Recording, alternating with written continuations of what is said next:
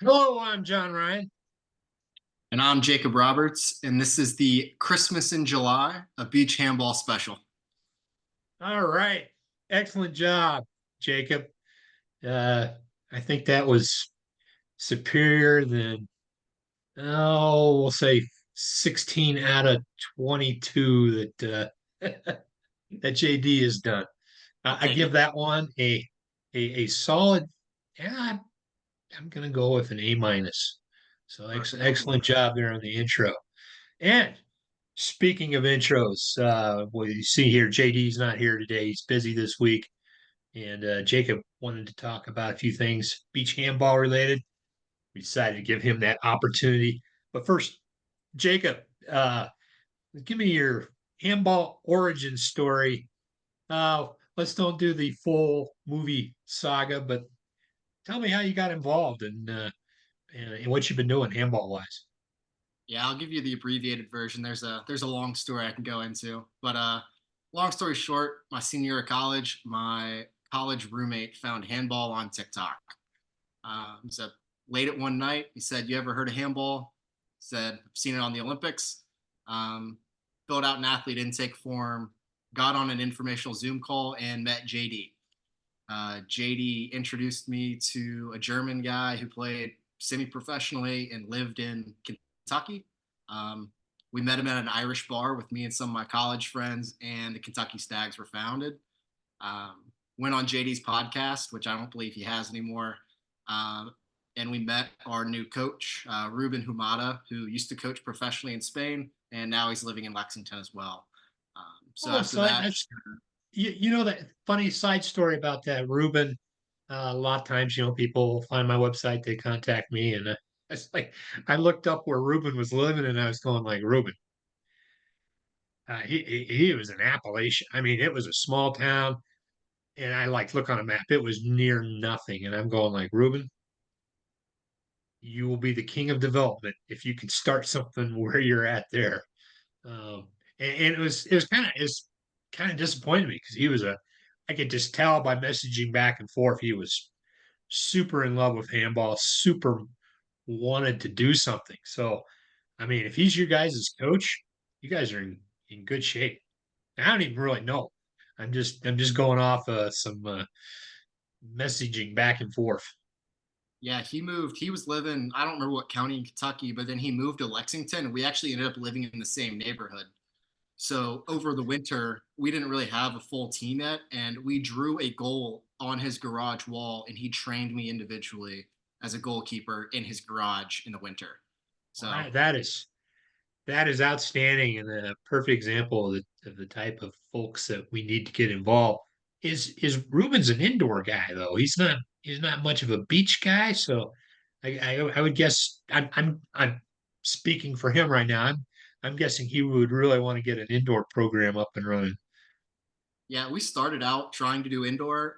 In numbers wise, we just didn't have it. So we started beachside, and honestly, just trying to play however we can. Ruben, we're slowly converting Ruben to a little bit more of a beach guy, but he's an indoor guy at heart. So we'll get him those wishes someday. Yeah, well, shout out to Ruben. That's awesome that Lexington, not the biggest town, but a college town. Have you guys looked at um, getting a program started at University of Kentucky? Yeah, so we actually jump started that program at UK last spring. There's a big Brazilian population there, and one of their players, Murilo, he actually played for our Stags team, and we've jump started a UK men and women's team going forward this fall. Well, awesome, man. If Ruben's coaching them, that's an old post I have about like any program with the right coach, the right motivation could very quickly um, turn some heads and knock off uh, our small number of more established college teams. Um, yeah, so I'll be following it. That could be very interesting. It'll be good. There's a we almost have a full women's team right now, which is the crazy part. I know there's not a lot of women's teams. We have 7 or 8 girls already. and then men's side we're growing it slowly. Well, if you can find somebody to play goal Yep. and you can find a couple more players, it would be even easier and faster to win a women's title in Yeah. collegiate handball. And it's been done before. That sort of thing has been done before. I mean, Penn State won a title uh, shortly after they were founded. So, hey, I'll be I'll be looking forward to that happening next year. Yep. I'm Awesome. excited for it. Hey, in beach handball wise, I was going to ask you earlier. Have you played with the national team yet? I mean, they have a lot of tournaments.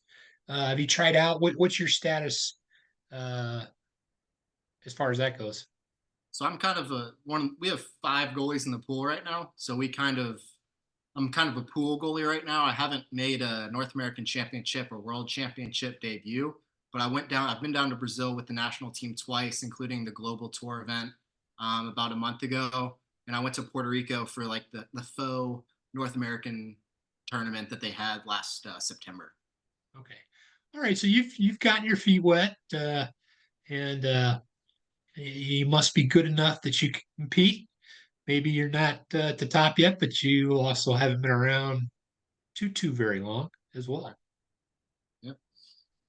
All right, I think that gives folks a taste as to who you are.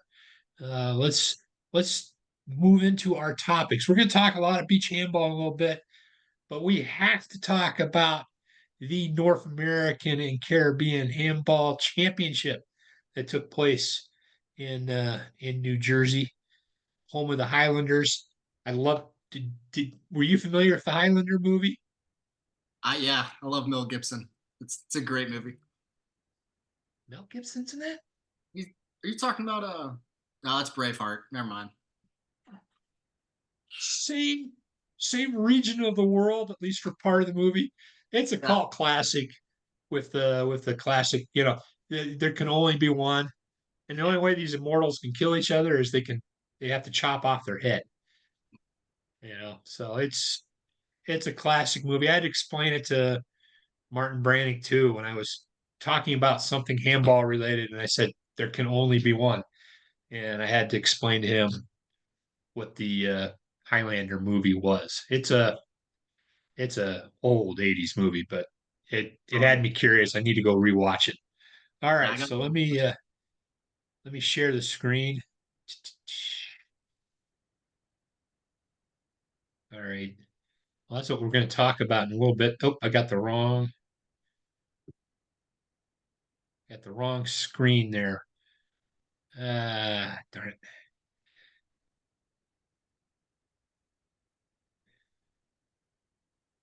Here we go. All right, beach handball championships. Let's pull up that IHF photo with the very happy California Eagles securing their title. Um, they beat New York City. It was a fairly good match, and then also the bronze medal match went into double extra time, uh, and then penalties. And now, Era, do you have a soccer background? yeah, I was a college goalie at Georgetown College, a small NAIA school in Kentucky. Okay. Um, I always use extra time because that gets people thinking right away that it's different than a uh, like a basketball overtime because you got that complication of its two halves of an overtime, or it instantaneously causes confusion, especially for people that are new to handball. I've seen it where they thought they've won, and then they get told like, no, no, no, no, we've got another half of overtime yet. Like, um, and people that weren't familiar, now that soccer has become more popular in the U.S., people are a little bit more familiar with that concept. Um, Sorry, I'm getting distracted here, but they played two extra time periods and then had a penalty shootout. So great handball. You could tell the people there that were participating in it were enjoying it, having a good time.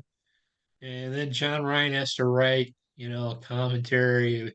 Is it still the Battle of LA if only four athletes live any near Los Angeles? So my question to you as a youngin is, am I being too much? You kids get off of my lawn, old timer. I mean, I think it is a real question to ask of, is this really, can you really call it you're a Los Angeles team if you're not Los Angeles based? And I know that's the way you have to be to win a national championship in the US, and it's not going to change. Um, so I understand it's a pedestal to die on, but I don't see it changing anytime in the near future, unless we have this huge influx of American athletes that are very high level. Well, I'll push back on that a little bit. I mean, New York City, they brought in a few guys from Germany, but for the most part, uh, they were New York City based. I didn't do a full up in depth investigation of their team, but I did kind of a quick one and said, like, well, most of these guys are living in the New York City area. They practice together. They still had to go out and find a German to play center back, I think. Uh, but there's two aspects to it. There's yeah, I want more Americans playing, Yep.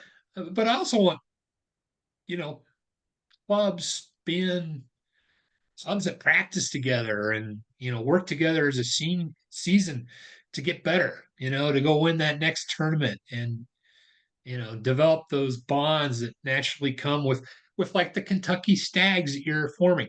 I'm sure I haven't even we haven't even discussed this. I'm sure that you've probably stolen a player or two. New clubs always have to do that to round out their roster. But correct me if I'm wrong. Are most of your players Kentucky based? At all of our tournaments, it was at least our first team were all Kentucky based or were founders of the club. It's like we have two guys that don't live in the state anymore, but they founded the club, played for the club, and come back and play for us. On our second Yeah, team that we host at tournaments, it's normally I bring in a few like two national team players to coach very new players who are still from Kentucky or don't have a club to start. yeah, and I kind of did the same thing for that. When I graduated from the Air Force Academy, I was stationed in California, and I played with the Ventura Condors. And even after I moved away from there, I still played with them because I still had my Condor roots, if you will. Even when they moved to Atlanta, I would play with them. But it's gone from, hey, we need a goalkeeper. We got to find a goalkeeper to play for us, or boy, it'd really be good if we had a right wing, that was left-handed. To, I mean, just you just look at this. It's the whole damn team, except for three guys in the case of the Eagles, and for the LA team, it's just one guy. One guy lives in Los Angeles, I and will he's say Aaron Lippert does live in Los Angeles. all right. He just played for Nyack, but Oh, well, I thought he lived in Minnesota. Somebody told me he lived in Minnesota. no, he lives in LA or the LA area. And you know what happens? Somebody points out, like I've missed one or two of these. That doesn't make it okay. Okay. Right.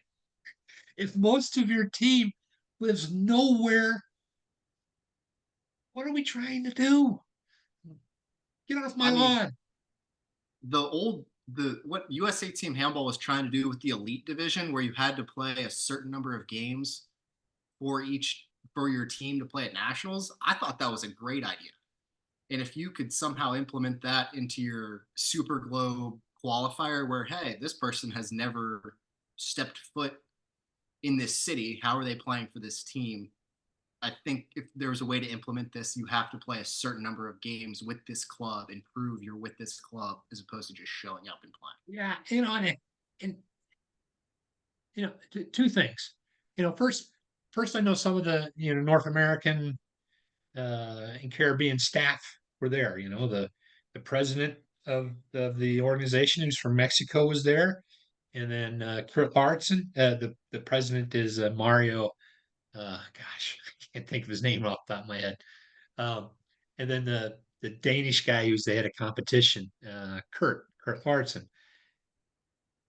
I'm like on, are these guys okay? They're organizing a tournament for a bunch of Euros. Many of whom are not even living in the US, almost half, you know. Are they okay with that? I'm just like, ah. So Yeah. I that's my one part. My part is like take a step back. And we were talking earlier, you played for Mark Ortega's uh under 24 team that he was putting together for a while. And the Zach Greenstein kid from Yep. Pitt, he had a great tournament. I'm thinking it's probably like his first ever, opportunity to to to play an event over several days in a structured environment, play one match a day instead of four matches, and he had 11 goals, and he's Yep. playing with other people that have played longer, in Europe. So he gets an opportunity to see how he can play with other people that have more experience and discover like, these guys don't walk on water. Right. I can hang with them. It's not a big deal. I wonder how good I could be if I was playing as much as they played. So I look at that and I go like, all right, quit whining, quit complaining. This is a good thing. Yeah. Um,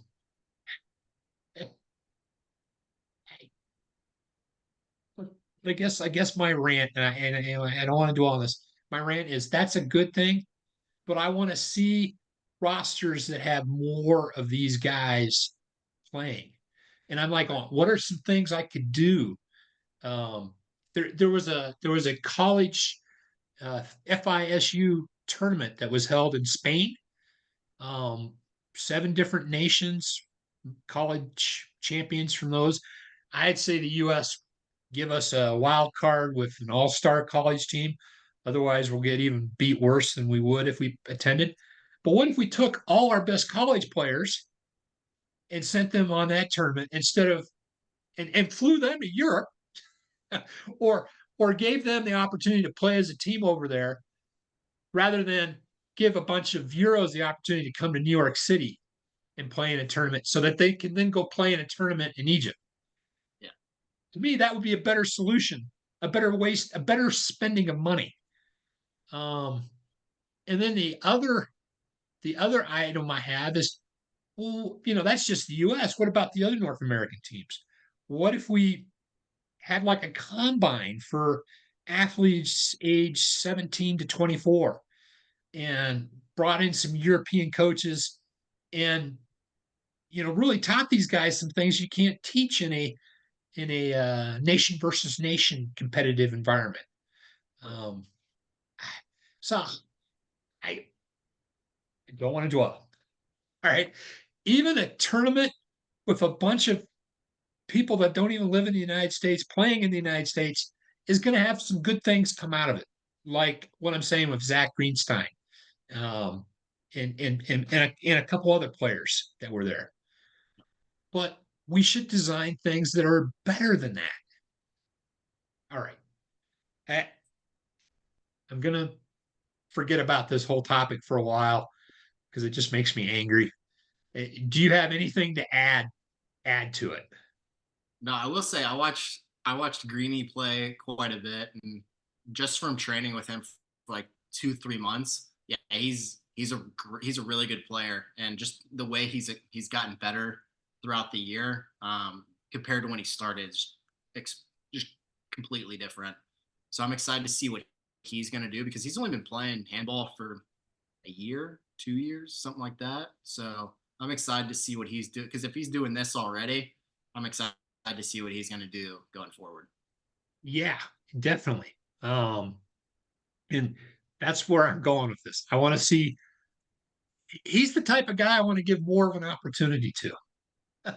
Yeah. Um, and on rosters like these, there ain't a whole lot of room for athletes like that.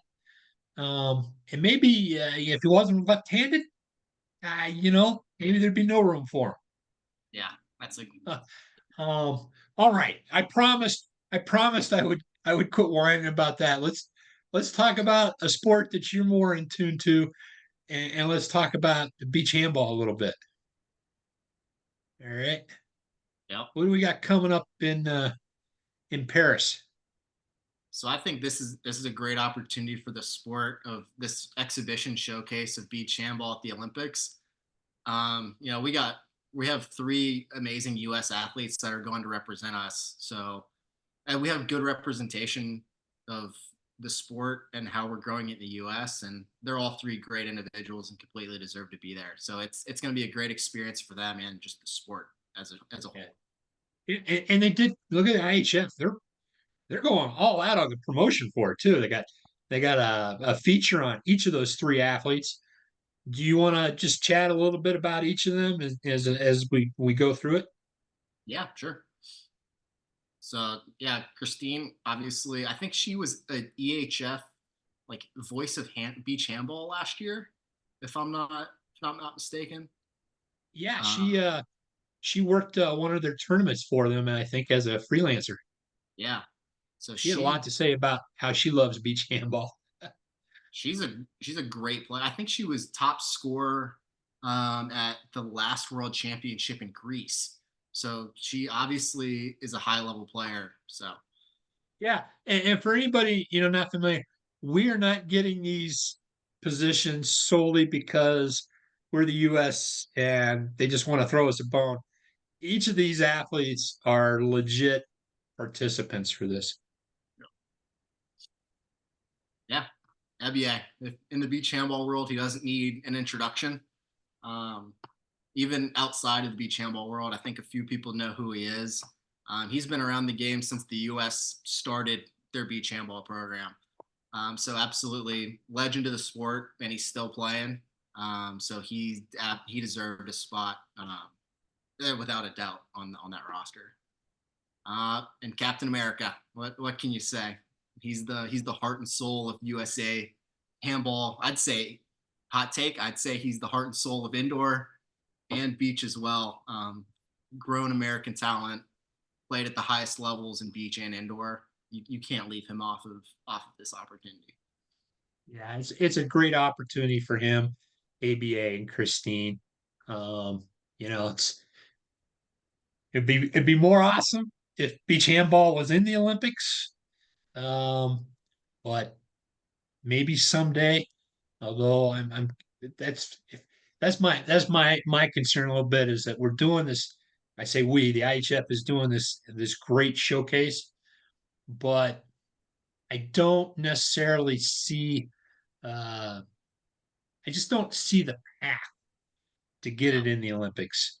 And I'm saying that not as someone that's saying like, well, the sport sucks and it shouldn't be in it, or it's just it's a bunch of amateurs. It's not pros like the indoor game.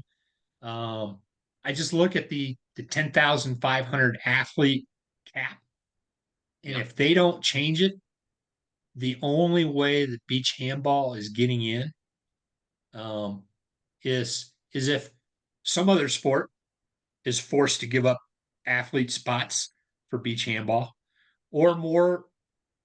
more feasible if the indoor side of things were to say, "Hey, we're going to give up some of our spots."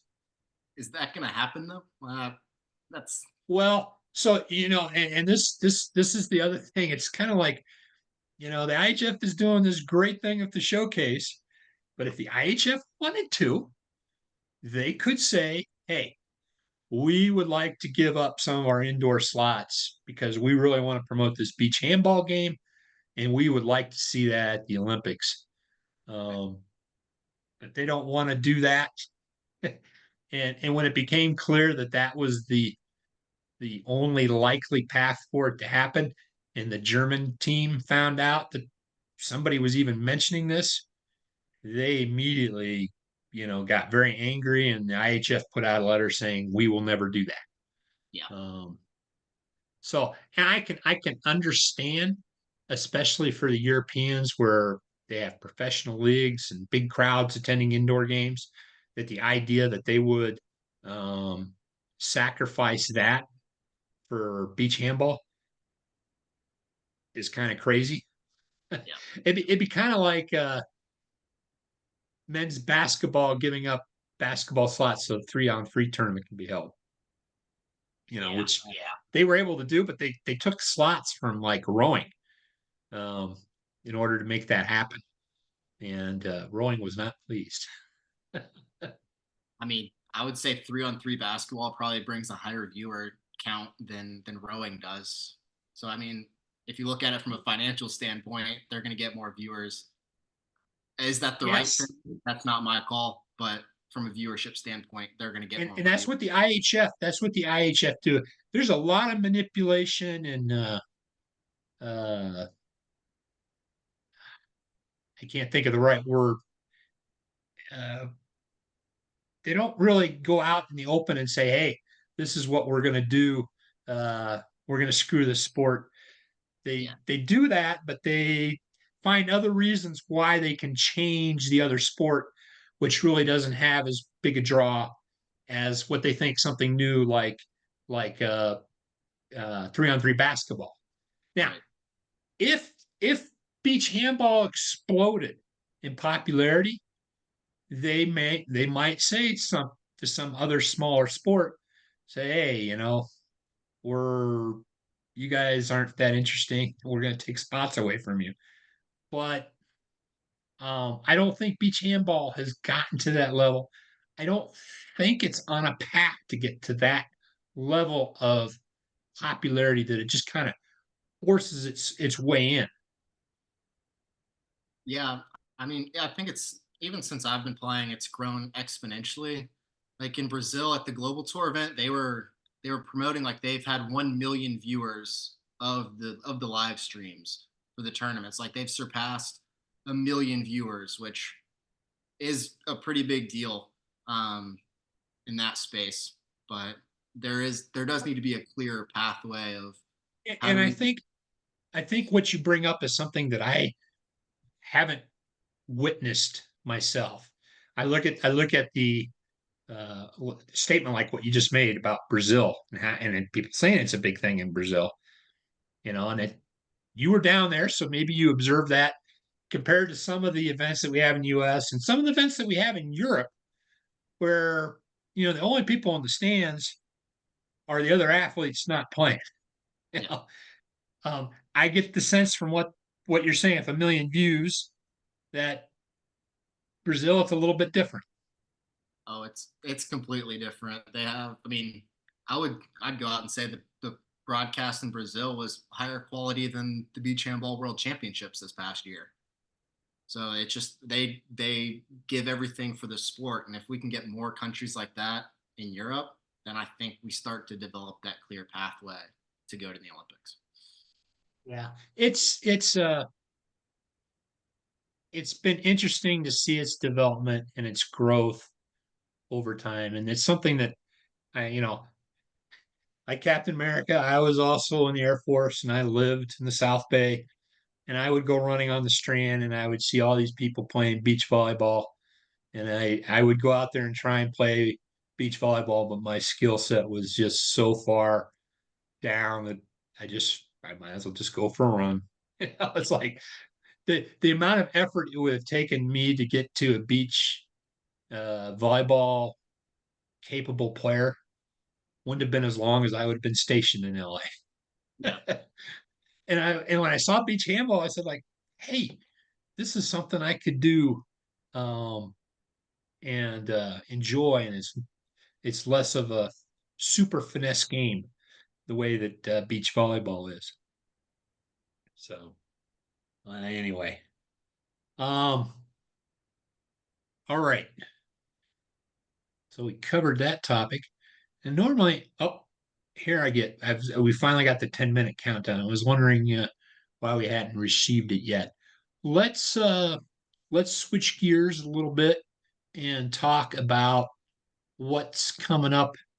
Well, first off, let's talk a little bit about your stags. Yeah. Let's see here. Looks like you guys have a fairly robust practice schedule. Yeah, we have a really nice set up in Georgetown, Kentucky. It's just north of Lexington. We can get a full beach handball court set up whenever we want. Beach volleyball is not a big thing in the city here. So we can go out basically whenever we want practice. I'm not going to say we have 10, 15 people come to practice, but we have a consistent group of people that come out. We play, we have fun. So we're consistent with it. And it's really just, we have fun doing it. Excellent. Let's see here. I can't move. I got to move my. All right. So yeah, the Kentucky Stags.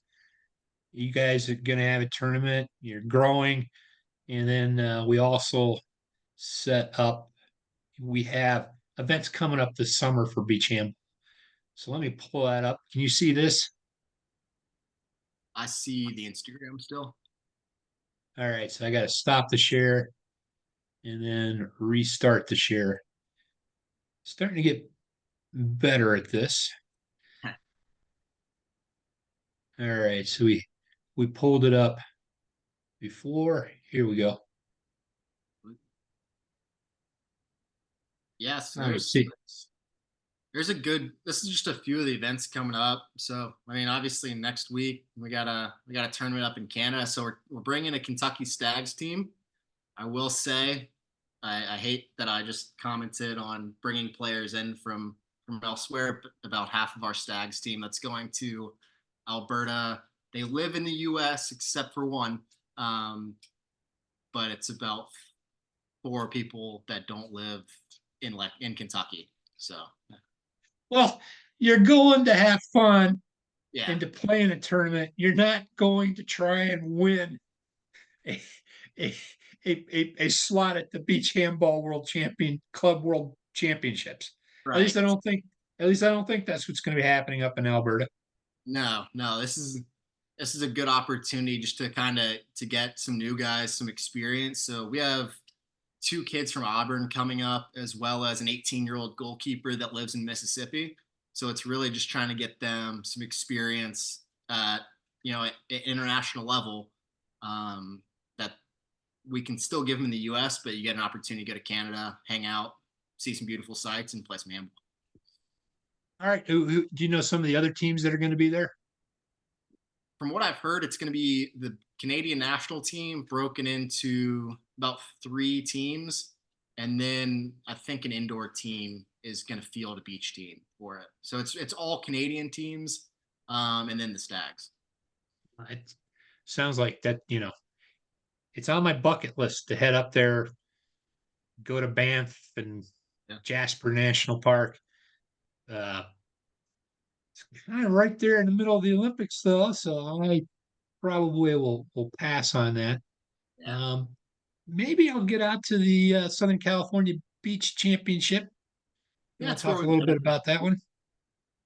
Yeah, we met up there last year. So that was fun. You, me, and Max Littman. That was an interesting experience. Um, but yeah, we're taking our Kentucky team out for the first time, to that tournament. That is almost exclusively a full Kentucky roster, with like a few Ohio, like one or two Ohio guys, and maybe a Florida guy. But it's all East Coast based, that we're taking out to SoCal. So that'll be Excellent. exciting. Yeah, and I would say, I haven't been to any other beach handball tournament, but this is the one that's been in the US the longest. Yeah. And generally, I think it's the biggest event that's held on a yearly basis. Yeah, there's normally about, I think last year there were 10 men's teams and 4 or 5 women's teams. So it's honestly triple the size of any other tournament in the US. Pretty well run. And you're on the beach in Huntington Beach, California. There's worse places to hang out, even if you're not playing. That was where I played my first ever handball game because JD asked me if I wanted to go to Los Angeles for a weekend and play beach. And then I flew out to play SoCal, played on Coach Henson's team, and then started playing beach handball after that. Awesome. Awesome. And then you guys are going to host a tournament. Yep. So this is our 5th tournament. This is the 3rd edition of the Kentucky Classic. about every fall we do the Kentucky Classic, and then every spring we do a Lexington Invitational. Normally about 4 or 5 teams. The level's starting to get exponentially higher than it was at the first tournament. But we have mostly East Coast teams. San Diego, the Sea Dragons said they want to come out this year, as well as the St. Pete Parakeets, which are like the two other beach handball specific clubs in the U.S. other than RIP and LA BHC. I, yeah, I'll say that's another. I don't want to be the old man saying get off my lawn again, but they they have to have a name. They have to have jerseys. I don't see a whole lot of consistency in the roster control for RIP and it's like we'll play with you guys this time around. There's a little bit of a pickup sense to it. I think.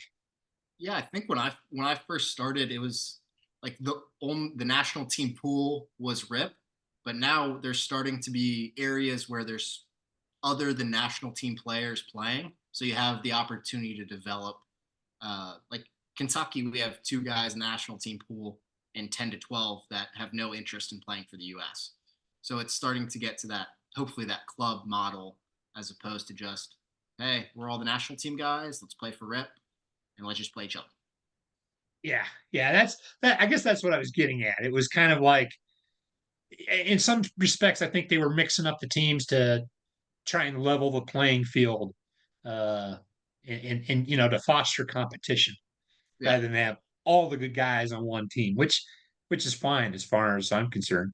Um, and then I guess I'd say the other thing I'd like to see is when you start playing together as the same club and you start to play the same teams over and over, that's where the rivalries form and the competition gets better because you want to beat the guys that have been beaten up on you. That's The the way it works. the biggest rivalry that most people have never heard of in the United States is the Kentucky Stags and the Pickerington Pandas on the beach handball side. So there's been some good games there, and there's been some not good games. But I'd say us and the Pandas, we're starting to get that rivalry going. Has there been blood in the sand? I think somebody broke their rib or a wrist. So there's not on purpose, but there's been some foul play. Not Yeah, that's where you get the classic stories. Like there was a Condor Cal Heat battle, and I can't remember the guy's name, but he was yipping and yapping on the bench, and Kurt Stone took the ball at center court, and instead of starting play, he chucked it right at the guy who was not ready for it, hit him square in the face. don't say that out loud because Max Littman will try to do that the next time he steps on a court. Well, Jacob, it's been great chatting with you, getting your perspective. Always good to hear some new voices. Um, thanks for joining the show today. Thanks for telling us a little bit about the beach handball tour. For Jacob Roberts, I'm John Ryan, and thanks for listening.